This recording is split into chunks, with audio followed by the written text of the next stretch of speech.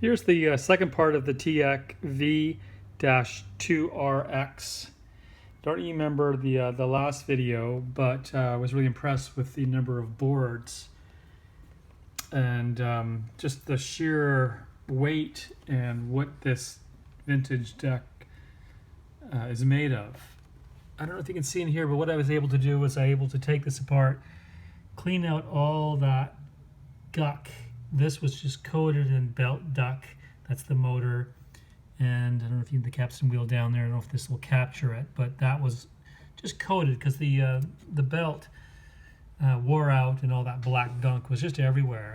So I took this whole thing apart and cleaned it, oiled up the motor, and put it back in, and threw a belt in. Now this isn't the right belt, but it works. Now you'll probably find that you probably want to replace that and get the correct belt, which should be a wider belt than that one there. But I just wanted to get it working to see what condition this was in.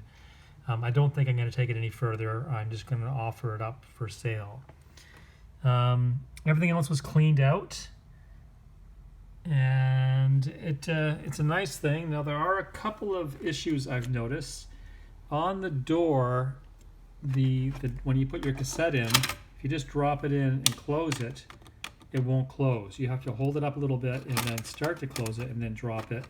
Oh, hold on a minute. Start to close it. Oh my God, what's happening here? See, it's tricky. There we go. Just got to get it in the right way. So that's something to deal with. There is a part that I have that, let's see where it is. This part right here, which I will include, that snaps in there to prevent that from happening. So this, I just didn't get it in there, and frankly, I got kind of frustrated with it, so I just put it in a bag and said I'm not going to do it because I don't think I'm a technician, and I don't want to fool myself or anybody saying that I am, but I'm able to get things working. So power this baby up, and then, whoops, I have it on play on power up, so it automatically goes into play. Let's just stop it here, over here, stop. Show the fast forward, and that's running and working. The belt's nice and fast. Rewind, nice and fast. And play also works. Now you could probably find, because it's not the correct belt, that not all tapes will play at the correct speed.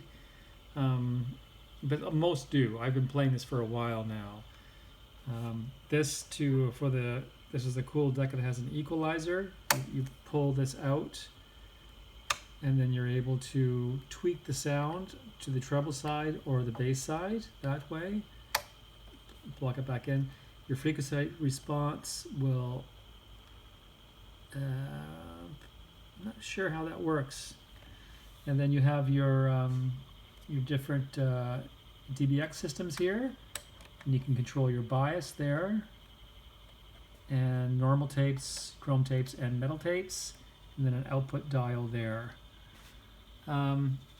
It is a really nice deck. I'm offering this at auction at a very low starting bid because of those two issues, which I think will be easily fixed. But whoever gets this deck, this would be a keeper.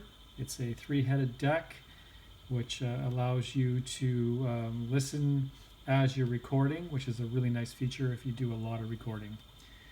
Oh yes, I just have the lid off because I want to show you the belt situation, but here's the lid here. The lid will go back on, of course, when it's shipped. That's that. Whoops, thanks so much for watching. Stop the baby, power it off, and stop this.